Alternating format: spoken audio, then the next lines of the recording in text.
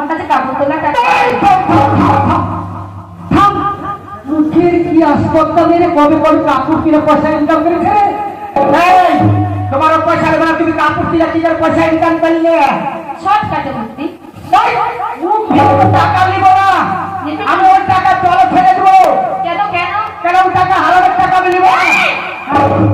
ওটা হারামের টাকা? হ্যাঁ। আমি হারামি করে নিয়ে এসেছি। তুমি সে কাপড় কিনে পুরা বুঝতে পারছো না?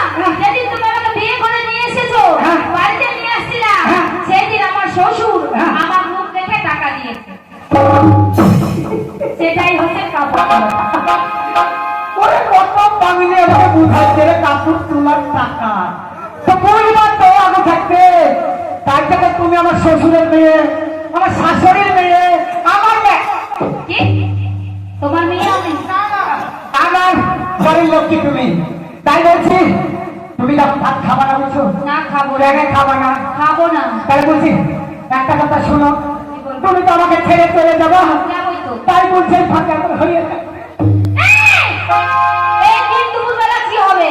আমার শরীর ভালো না, আমি কিছু করতে পারবো না। দেখ বলছি তোকে বলে একবার হয়ে যায়। আবার বলছে আমার মাথায় ব্যথা, আমি